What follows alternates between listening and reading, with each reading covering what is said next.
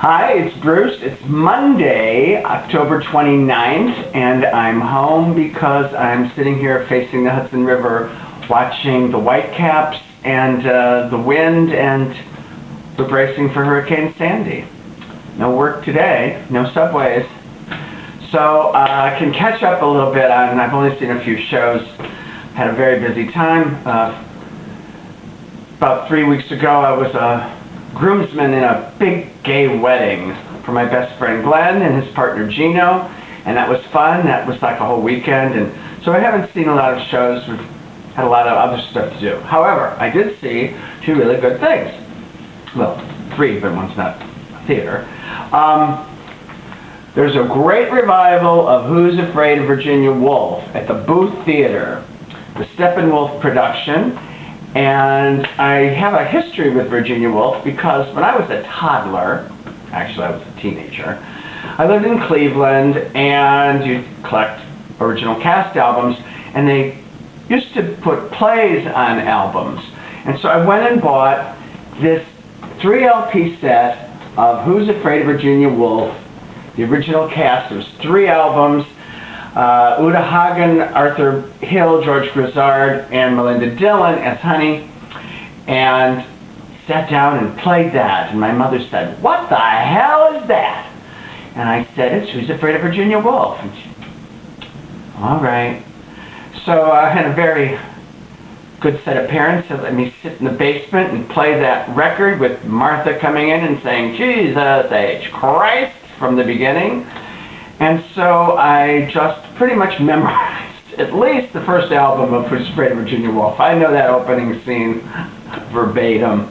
Anyway, what's great about this production is it's a little bit different take on it. If you don't know Virginia Woolf, it's a great play by Edward Albee, and this one stars Amy Morton, Tracy Letts, Madison Dirks is Nick, and Carrie Coon is Honey. Of course, Amy and Tracy play George and Martha, or Martha and George. This is the first production I've seen where Martha isn't such a Earth Mother enveloping animal. George, the college professor, her husband, is more sort of in control. And this sort of threw me. I loved the play and I loved it, but I'm just used to the Elizabeth Taylor in the lead movie, Uta Hagen, hearing her, Kathleen Turner, who did the great last revival, being sort of more of a voracious thing. So this was an interesting take. It did throw me a bit. Pam McKinnon has directed this, and it is a beautiful production. And in the end, I actually loved Amy Morton's last half hour. I don't want to give anything away in case I'm surprised at how many people don't know Who's Afraid of Virginia Woolf when I mention it, because it was seminal growing up, and the movie is a classic, directed by Mike Nichols with Taylor and Burton. A brilliant performance by Sandy Dennis. Everyone shines in this, but I have to say, Carrie Coon as Honey, which is the smaller role, I thought she was just brilliant. So I highly recommend Virginia Woolf, especially if you've never seen it. And it's just one of the great American plays of all time, written by one of the greatest playwrights of all time, Edward Albee. Saturday, I had a really long day out. We were going to things from, I was out of this house at 12:30, and we didn't get home till 2 in the morning, and that's not like me. But we had a lot to do. We saw a preview of a revival of The Mystery of Edwin Drood at Studio 54, presented by the Roundabout Theater. I saw the original, it's over 25 years ago, 3 times. It wasn't a great season for musicals, and Edwin Drood was a very good musical, and it happened because it had no competition really. It won Best Musical, Best Book, Best Lyrics, Best Score, and it ran a couple years maybe.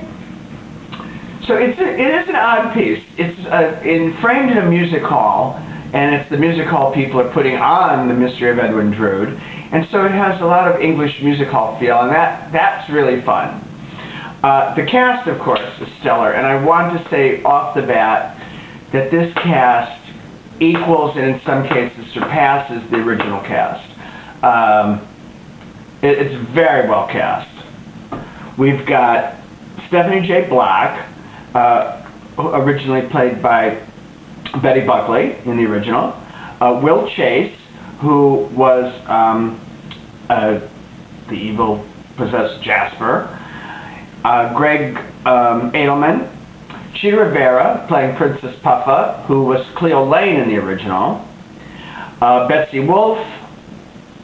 Andy Carl, who's wonderful. Betsy Wolf's also wonderful as Rosa Budd. Jesse Mueller and Jim Norton, who, what can't this man do? You know, he won a Tony for drama, and he's done a couple musicals, and he just shines.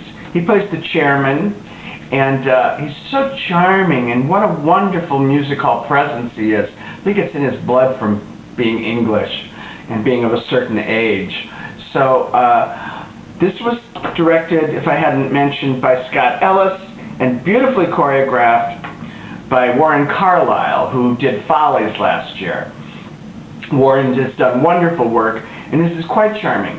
My big gripe with Edwin Drood is it sort of flags a little bit. There's so much setting up of the actors being the characters and being music hall people, and then going through the mystery of the plot and sort of stopping it and recapping. And then the audience votes on who, because Edwin Drood was never finished by Charles Dickens, the original novel was his last piece, they stop the show and then they say, no, we're going to vote, the audience will vote on who will be the murderer of Edwin Drood, if indeed he's been murdered. This sort of entangles the book a little bit, and it's fun, but it can be a little lengthy.